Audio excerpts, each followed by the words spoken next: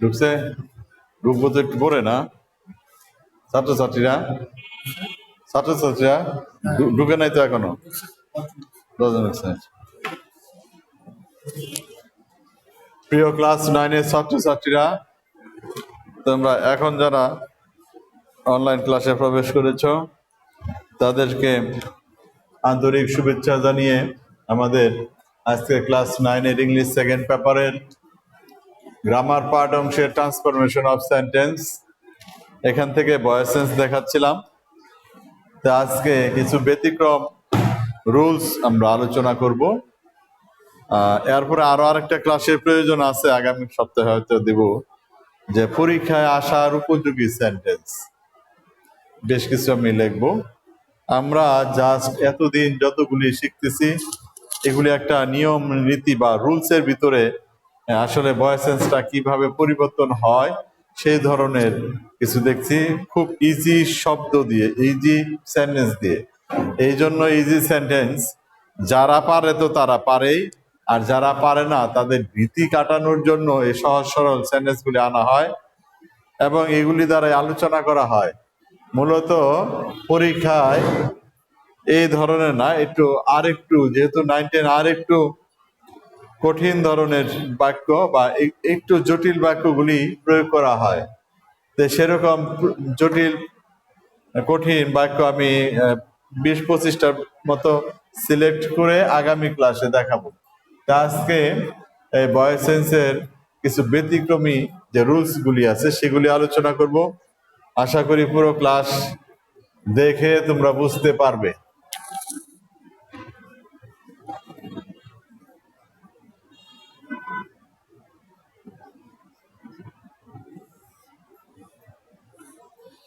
প্রথমে আসি আমরা modal verb, modal auxiliary verb.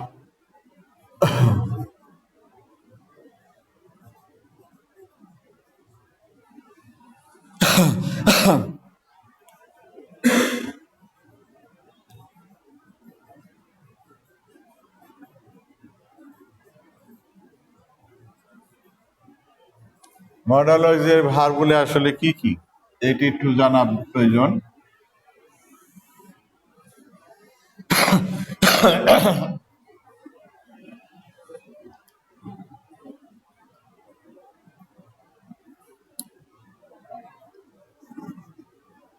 Can past টেন্সে could,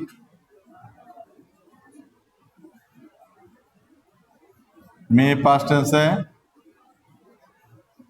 mite, can could may mite.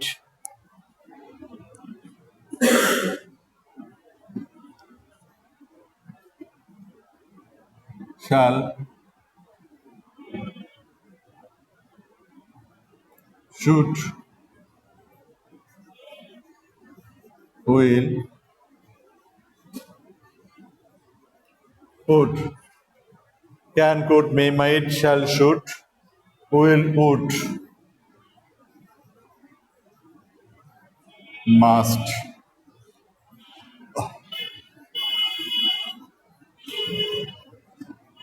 ought to।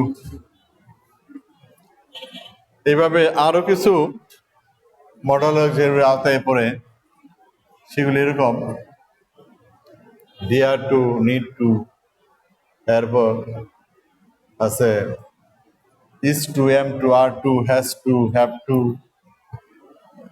Had to. এগুলি আসলে অনেকটা অব্লিগেশন, বাধ্যবাধকতার ক্ষেত্রে ব্যবহার করা হয়। তা আমরা সাধারণত এগুলি মডাল ভার্ব হিসেবে চিনি। এগুলি দ্বারা কয়েকটি সেন্টেন্স আমরা ভয়েস চেঞ্জ করব এবং এর রুলসটা লিখে নিব।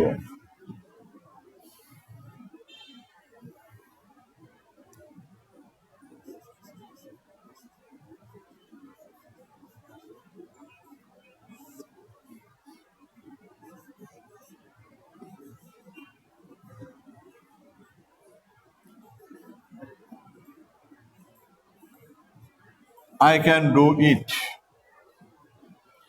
যদি এটাকে করি এখানে আই সাবজেক্ট, আর হলো মডাল, আর এটা হলো মেন ভার্ব। আর এটা হলো অবজেক্ট। অবজেক্টকে সাবজেক্ট বানাবো ইট, তারপরে হলো এই সাবজেক্ট অনুযায়ী সাহায্যকের ভার্ব ইট ক্যান বি, মূল verb past participle done by me. এই স্ট্রাকচারটা লিখে নাও।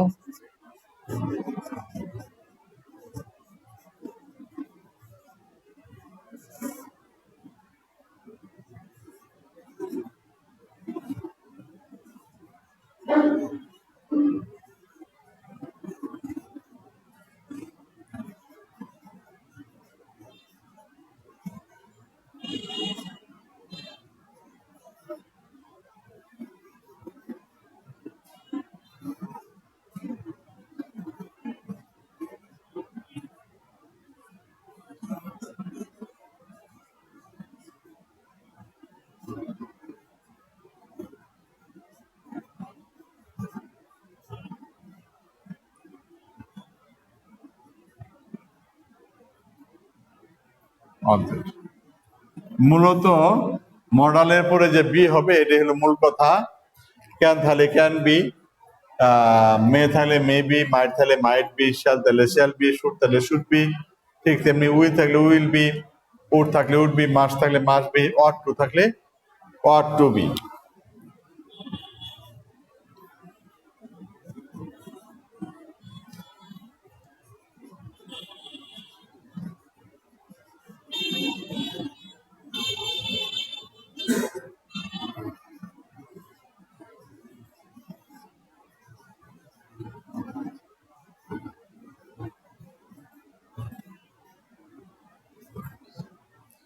We ought to obey our parents, যদি এই সেন্টেন্সটিকে প্যাসিভ করা হয় তাহলে কি হবে? এখানে অবজেক্ট আকারে আছে আওয়ার প্যারেন্টস,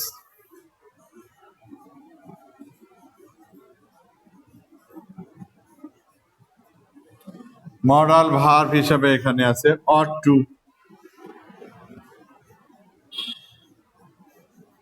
অতিরিক্ত কি দিব? স্ট্রাকচার অনুযায়ী যদি দেখি মডালের পরে প্লাস বি, অর্থাৎ এখানে বি লিখবো অট টু বি। মূল ভার্বের পাস্ট পার্টিসিপল অবে আছে হবে অবেড বাই আস, হয়ে গেল our parents ought to be obeyed by us. এখানে কি কি করা হলো? ওই আগে যে সার্বিকভাবে ভয়েস সেন্সের যে নিয়মটা ছিল সেই নিয়মটাই এখানে প্রয়োগ করা হয়েছে, শুধুমাত্র মডালের পরে বিটা দেওয়া হয়েছে। যথারীতি আওয়ার প্যারেন্টস হয়ে গেছে আওয়ার প্যারেন্ট, অবজেক্ট ছিল সাবজেক্ট হয়েছে, অট টু ছিল অট টু বি, এরপর অবে মূল ভার্ব, অবে মূল ভার্ব অর্থাৎ মেইন ভার্ব, অবের পাস্ট পার্টিসিপল অবেড, এরপর নিয়ম অনুযায়ী বাই, তারপর সাবজেক্টকে অবজেক্ট, সাবজেক্টে আছে এখানে উই, উই হয়ে গেল আস। এইভাবে মডাল অক্সিলারি ভার্বের এইগুলি করা হয়, পরিবর্তন করা হয়। তাহলে আমরা শিখে নিলাম যে can, could, may, might, shall, should, will, would, must, ought to ইত্যাদি হচ্ছে modal auxiliary verb. Modal auxiliary ভার্বকে ভার্ব যদি কোনো সেন্টেন্সে থাকে সেটা ভয়েস চেঞ্জ করার সময় আমরা শুধুমাত্র সকল নিয়ম ঠিক রেখে শুধুমাত্র মডাল যে ভার্ব আছে এই মডাল ভার্বের সাথে বি ব্যবহার করবো। এতে ক্যান থাকলে ক্যান বি, কুড থাকলে কুড বি, মে থাকলে মে বি, মাইট থাকলে মাইট বি, শ্যাল থাকলে শ্যাল বি, শুড থাকলে শুড বি, উইল থাকলে would be, will be, would থাকলে উড বি, মাস্ট থাকলে মাস্ট বি, আর অট টু যদি থাকে তাহলে হবে অট টু বি। এইভাবে হবে মডাল অক্সিলারি ভার্বের। এখন আমরা আরো কিছু নিয়ম দেখি।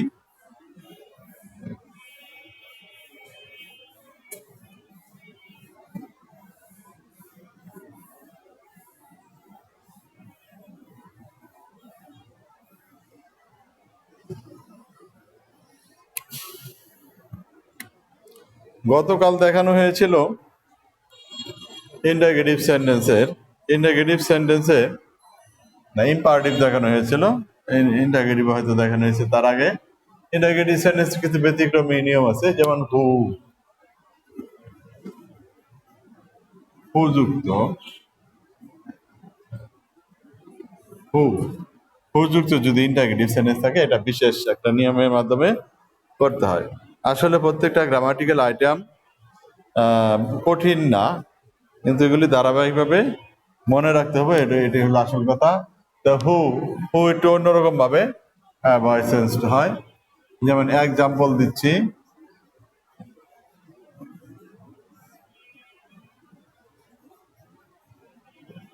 Who has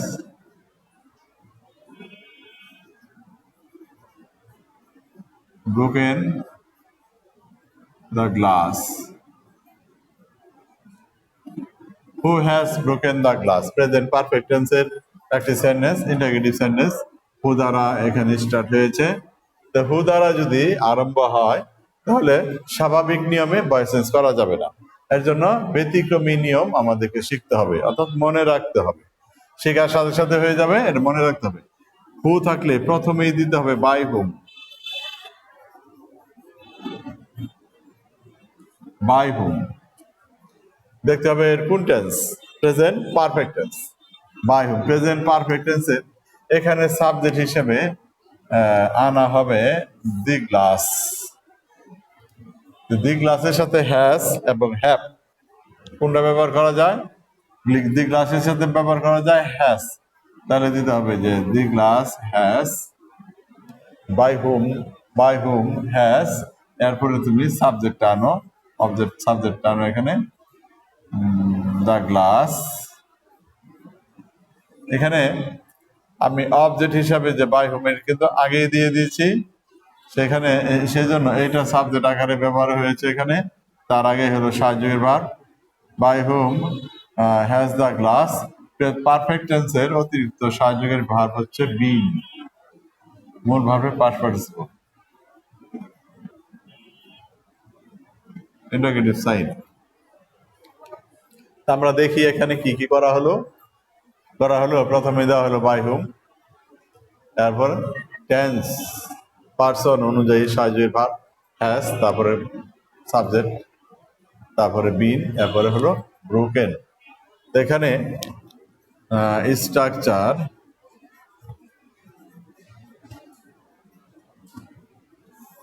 by whom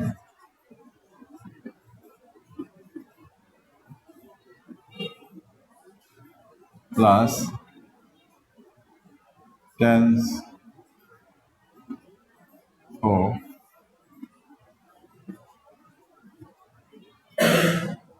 person অনুসারে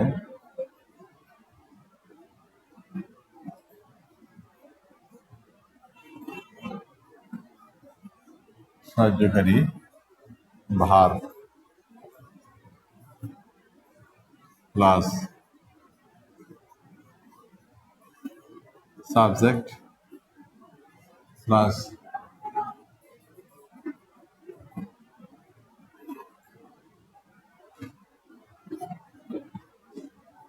ভার্ব প্লাস প্রিন্সিপাল ভার্বে পাস্ট পার্টিসিপল।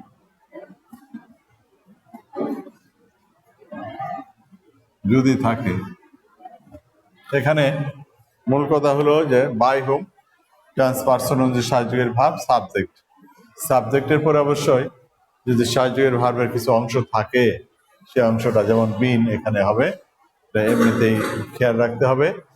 আর সাবজেক্টের আগে সাহায্যের ভার্বের একটি অংশ শুধু বসে, যেমন এখানে হয়ে গেল শুধু has.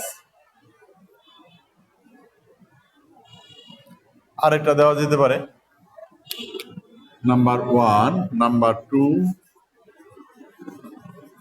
who will help you, who will help you যদি এটা করি future indefinite tense, future indefinite tense by হুম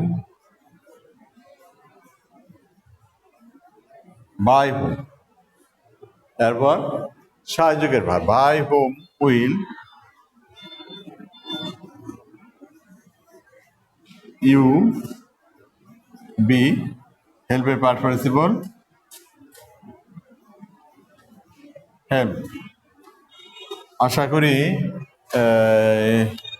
এই বাই হু হু যুক্ত সেন্টেন্স গুলিও তোমরা পেরে যাবে। দেখি উপস্থিতি কত।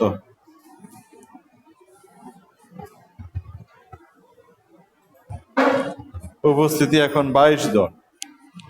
উপস্থিতি 22, 24, 26, 30 হয় না, দুঃখজনক 30 হয় না। কিন্তু নিচের ক্লাসগুলিতে 6-এ 70-75 জন, 8-এ 60-65, 7-এও 70-এর কাছাকাছি, 9-এ এসেই আমাদের সংখ্যা কমে যায়, 10-এ আরো কম। দুঃখজনক ব্যাপার। বড় হলে যে অনেকেই স্বাধীন চেতা হয়ে যায় এটা ঠিক না। আমাদের এই করোনাকালীন সময়ে যতটুকু সম্ভব ততটুকু লেখাপড়া না চালিয়ে গেলে আমরা ভবিষ্যতে যে আমাদের সময়টা চলে গেল, জ্ঞান আহরণ আমরা করতে পারলাম না, এই ঘাটতিটা সারা জীবন থেকে যাবে। আচ্ছা, যাই হোক, পরবর্তীটা চলে যাই। বাই হোম হু যুক্ত হয়ে গেল।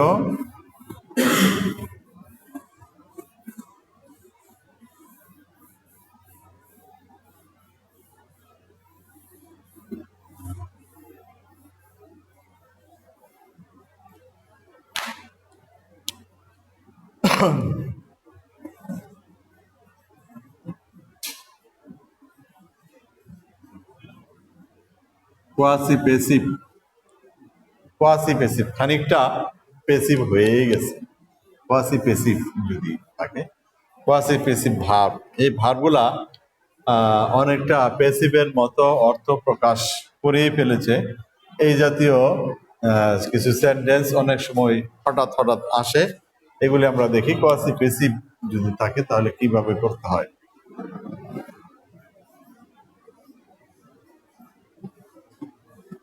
হানি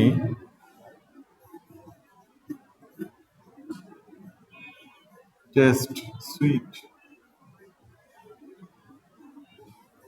সুইট মধু স্বাদে মিষ্টি, মধু স্বাদে মিষ্টি, বা মধু মিষ্টি লাগে। এখন এই যে স্বাদ গ্রহণ, এই স্বাদ গ্রহণ কে করেছে? স্বাদ গ্রহণ বা খাইতে মিষ্টি বা মিষ্টি লাগে, আর এটা হলো সাবজেক্ট।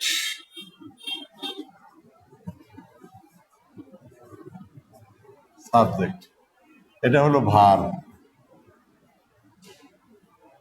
কিন্তু এটি অবজেক্ট নয়, এটি অবজেক্ট নয়। মধু স্বাদে মিষ্টি, মধু স্বাদে কেমন? মিষ্টি। কেমন? মিষ্টি। যদি কোনো কিছুর দুষ্গুণ, সংখ্যা, পরিমাণ, অবস্থা বোঝানো হয় তাহলে সেটা পার্সোপিস অনুসারে সেটা হয় অ্যাডজেক্টিভ। এটা অ্যাডজেক্টিভ।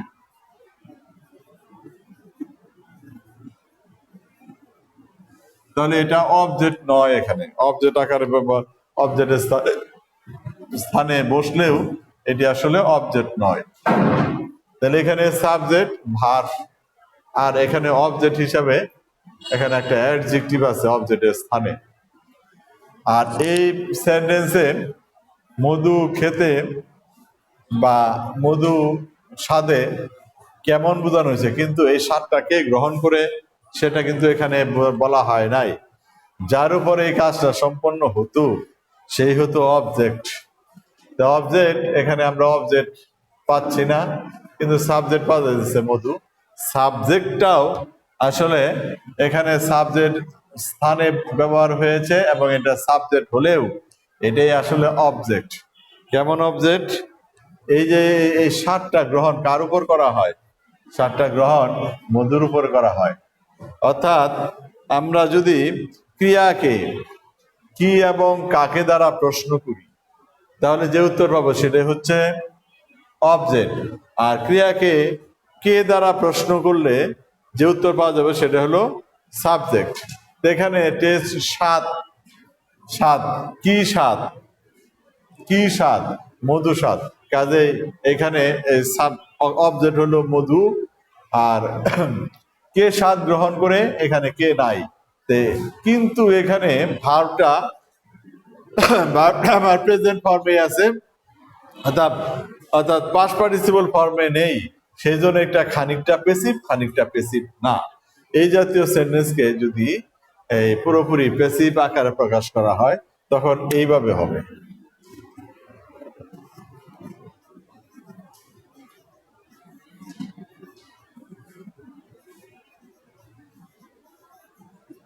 Honey is sweet, মধু মিষ্টি, when it is tasted.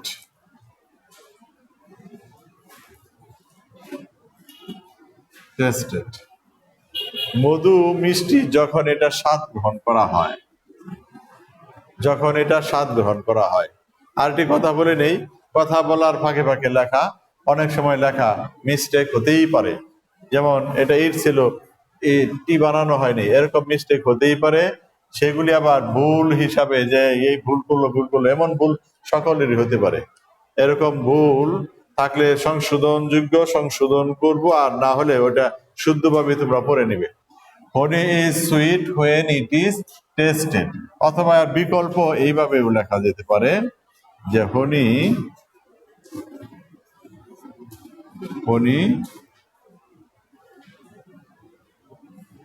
is tasted sweet.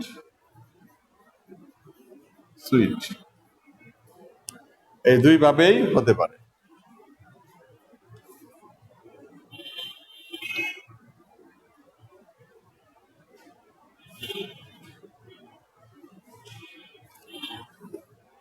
এই দুই ভাবেই হতে পারে। তো এখানে লক্ষণীয় ব্যাপার হলো যে সাবজেক্টের জায়গায় আছে, সাবজেক্ট চেঞ্জ হয় নাই। এই জন্য চেঞ্জ হয় নাই, প্রথমে বলে নিয়েছি যে এই সেন্টেন্সে ভার্বের পরে অবজেক্ট নেই। অবজেক্ট ভার্বকে যদি আমি কি এবং কাকে দ্বারা প্রশ্ন করি তাহলে কোনো উত্তর এখানে পাওয়া যাবে না। কাজেই এই সেন্টেন্সে কোনো অবজেক্ট নেই, সেজন্য অবজেক্টকে সাবজেক্ট করা হলো না। মূলত এটা খানিকটা পেসিভ হয়েই রয়েছে অনেকটা, যে মূলত হনি ছিল এখানে অবজেক্ট সাবজেক্টের স্থানে আছে, সেই জন্য এটাকে পুরোপুরি পেসিভ করতে গেলেও আমার হনি সাবজেক্টের স্থানেই থাকবে। আর নিয়ম অনুযায়ী সেন্টেন্সকে পেসিভ করার জন্য হেল্পিং ভার্ব অর্থাৎ সাহায্যকারী ভার্ব টেন্স অনুযায়ী ইজ, মূল ভার্ব পার্ট পার্টিসিপল করা হয়েছে। এই দুইটির ভিতরে যে কোনো একটা ব্যবহার করলেই হয়। আমি স্ট্রাকচার আকারে দেখাই দিচ্ছি।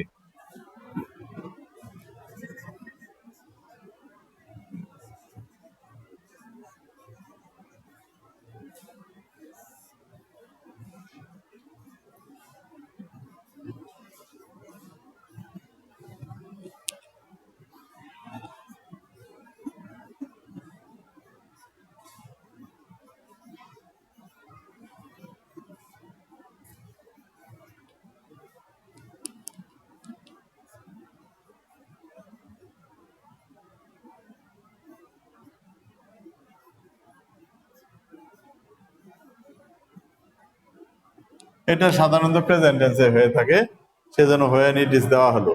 এটা সাধারণত প্রেজেন্ট টেন্সে হয়ে থাকে, তাই এখানে হোয়েন ইট ইজ দেওয়া হলো। এই স্ট্রাকচার আরেকটা স্ট্রাকচারে অর দেওয়া যেতে পারে, যে সাবজেক্ট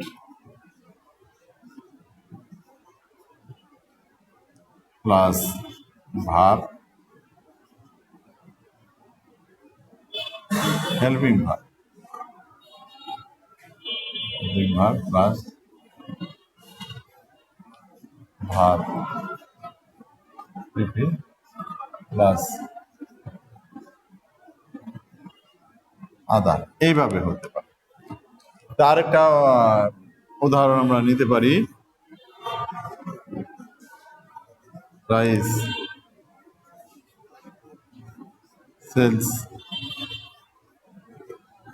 চিপ। এই সেন্টেন্সে একই ঘটনা, এখানে ধান বা চাল সস্তায় বিক্রি হচ্ছে, ধান সস্তায় বিক্রি হচ্ছে অথবা চাল সস্তায় বিক্রি হচ্ছে। তো এখানে বা চাল সস্তায় বিক্রি হয়, এখানে এই বিক্রি কে করে বিক্রি তার উল্লেখ নেই। অর্থাৎ এই কাজটা সম্পাদন যে করে সে এখানে অনুপস্থিত। আর রাইস হলো মূলত অবজেক্ট। কি বিক্রি হয়? কি বিক্রি হয়? রাইস বিক্রি হয়। রাইস মূলত অবজেক্ট। আর সিপ হলো সস্তা। এই এর দামটা কেমন? সস্তা। কাজে এটা হচ্ছে অ্যাডজেক্টিভ।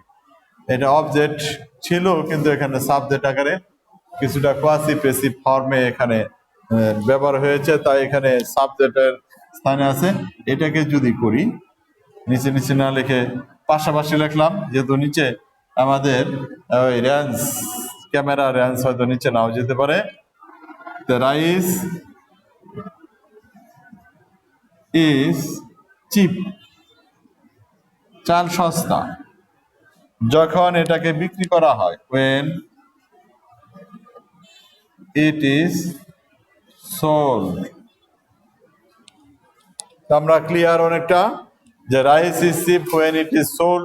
এই স্ট্রাকচার অনুযায়ী, বিকল্প স্ট্রাকচার অনুযায়ী যদি করি তাহলে এইভাবে লেখা যেতে পারে যে rice is sold cheap.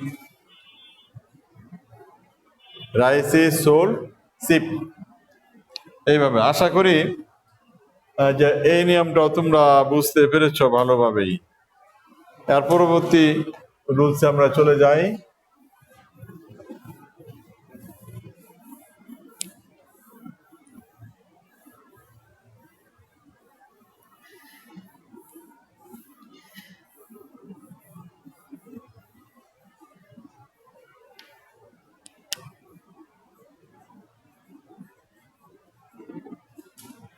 Reflexive pronoun. Reflexive pronoun. Reflex প্রতিধ্বনিত হওয়া, ফিরে আসা, রিফ্লেক্স। সেখান থেকে রিফ্লেক্সিভ প্রোনাউন। এই রিফ্লেক্সিভ প্রোনাউন গুলা এরকম: myself, yourself, himself।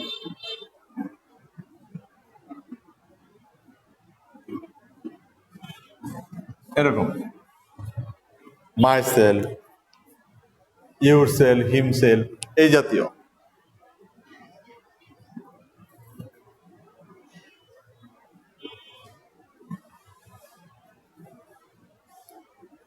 এই জাতীয় রিফ্লেক্সিভ প্রোনাউন যদি থাকে তাহলে এই সেন্টেন্স গুলো আমরা কি করব? আগে একটা এক্সাম্পল নিচ্ছি।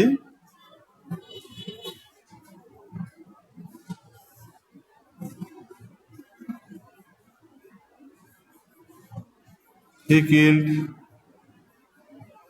himself. সে নিজেই মেরেছিল। এই সেন্টেন্স গুলি তেমন একটা থাকে না। যদি ডিটাচড কোনো আলাদা আইটেম থাকতো ভয়েস সেন্সে তাহলে খুব গুরুত্বপূর্ণ হতো। যেহেতু এটি ট্রান্সফরমেশন অফ সেন্টেন্সে আরো বিভিন্ন আইটেমের সাথে মিশ্রিত থাকে, দুইটা ভয়েস সেন্স করতে বলা হয়, তাই এগুলি খুবই কম আসে। তবু আমাদের নিয়ম কানুনগুলো শিখে নিতে হবে, কারণ আমাদের যেন পূর্ণাঙ্গভাবে ভয়েস সেন্সের একটা ধারণা থাকে।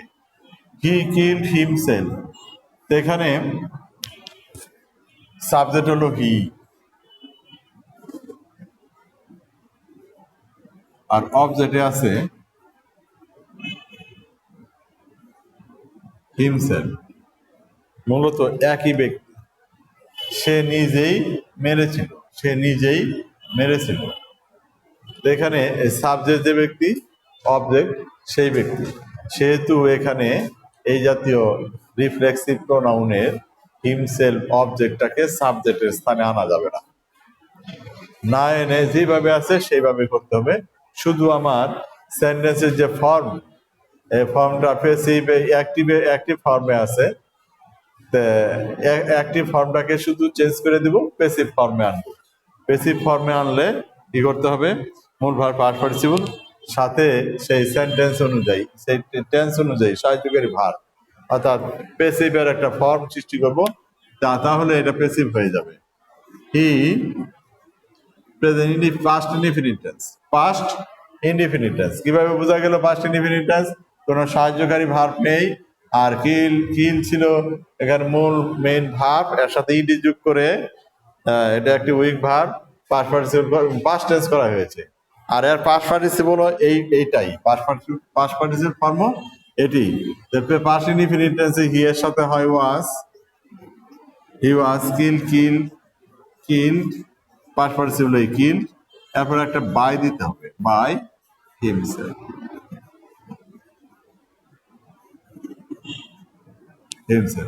তাহলে এটার স্ট্রাকচারটা এইভাবে।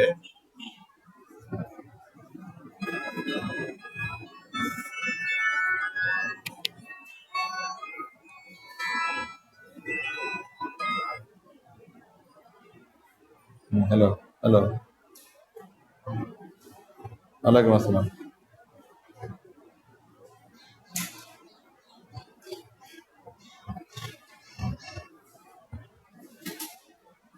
স্ট্রাকচারটা এইভাবে যে subject plus helping verb plus ভার্বের পিপি প্লাস বাই প্লাস অবজেক্ট যা আছে তাই। তাহলে এটাও হয়ে গেল। তা আমাদের আরো কিছু আজকে পড়াতে চেয়েছিলাম, কিন্তু আর হয়তো হলো না।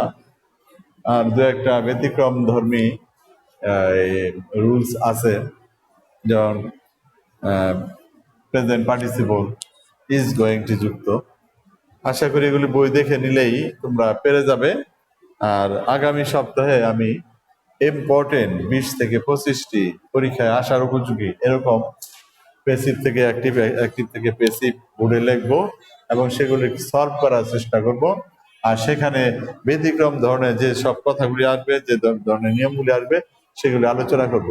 তা আগামী ক্লাসে আমি আশা করব তোমাদের উপস্থিতি আরো বেশি হবে। তোমরা যারা আসছো, এই অংশগ্রহণ করছো, তাদেরকে আমার পক্ষ থেকে এবং বিদ্যালয়ের পক্ষ থেকে, তোমাদের ক্লাসের সকলের পক্ষ থেকে আন্তরিক ধন্যবাদ, অভিনন্দন জানাচ্ছি।